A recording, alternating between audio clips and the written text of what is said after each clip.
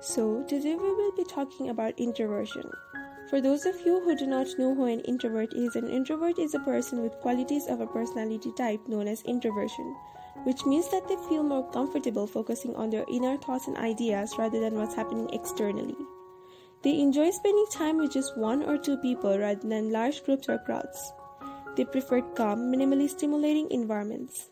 They tend to feel drained after socializing and regain their energy by spending time alone. To a more detailed information, there are three types of people in this world. They are introvert, extrovert, and ambivert. Extroverts enjoy spending time with many people and recharge their batteries when they are around others. They like to communicate and interact with others and do it often. They mostly have massive friend circle. But an introvert enjoys spending time in solitude and hardly has many friends. They have a difficult time communicating and cooperating with others. Now, an ambivert is a person who has both the attributes of an introvert and an extrovert. While introverts make up an estimated 25 to 40% of the population, there are still many misconceptions about this personality type. It is also important to note that introversion is not the same thing as social anxiety or shyness. Many people don't understand introversion, thus they end up judging and criticizing introverts. Introverts are often judged as being uncaring and self-absorbed for their antisocial behavior. But if we truly witness the life of an introvert, they are tranquil and tender people. They just don't prefer to socialize much. Being an introvert isn't an easy thing. The world we are living in promotes extroversion.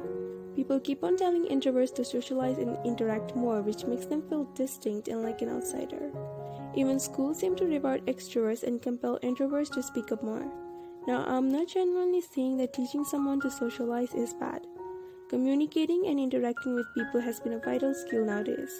But forcing people to communicate and when they fail to do so, telling them they are useless is ruthless. Many people do this kind of things, which is really cruel. People who tell these things have no right to do so. When introverts don't tell extroverts to not talk much, then extroverts also should not tell introverts to be more social. Most introverts are emotional and suffer from apprehension.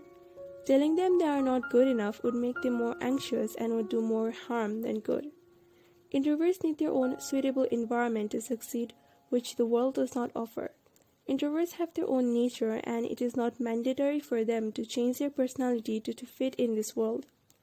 Instead of trying to change their personality, we should try to change our reaction to their anxiety and antisocial behavior. It isn't true that introverts are incompetent of being successful. There are several successful and prosperous people in this world who are introverts. Some well-known introverts are J.K. Rowling, Albert Einstein, Bill Gates, Sir Isaac Newton, Elon Musk, and Mark Zuckerberg. These people became victorious despite their introverted nature. There are many misconceptions about introversion.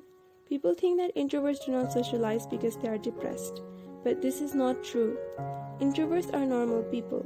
When an introvert feels overwhelmed by too much socializing, they often need a quiet time and solitude to recharge. Unfortunately, people sometimes misinterpret this desire to be alone as a negative emotion such as being angry, depressed, sullen, or anxious. If you are an introvert, you might recall being told to come out of your room and stop sulking when you were really just trying to have a little quiet time. This can be confusing for extroverts who might not understand why a person needs solitude. Introverts are also interpreted as being shy, but this is a myth. There are introverts who are confident but don't socialize, whereas there are some extroverts who are shy. Another common misconception about introverts is that they are quiet and reserved because they have low self-esteem or lack self-confidence. This can be particularly problematic for introverted kids who are constantly pushed into situations by adults who think that socializing is the way to fix kids the adults perceive as being shy and insecure.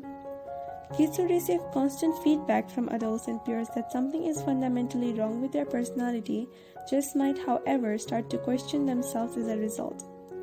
Introversion is often treated as something that needs to be overcome. Many introverts report that teachers and other adults often force them into situations where they felt uncomfortable or overwhelmed. Extreme shyness and social anxiety are problems that need to be addressed, particularly if they result in significant distress or impairment in daily life. But it should be dealt with in a compassionate and professional way. Forcing a shy or anxious child into social situations where they feel overwhelmed or uncomfortable is not the most appropriate way to help. Not all introverts or extroverts are the same. Painting each personality type with broad strokes misses all the nuances and detail that make each person a unique individual. Learning more about how people with these personality types tend to think, act, and feel can improve your understanding of people who are different from you. So, today we talked about introversion. I hope you enjoyed this video. If you want further videos on introversion, then like, comment, share, and subscribe. Hope you're fine, stay safe, be positive.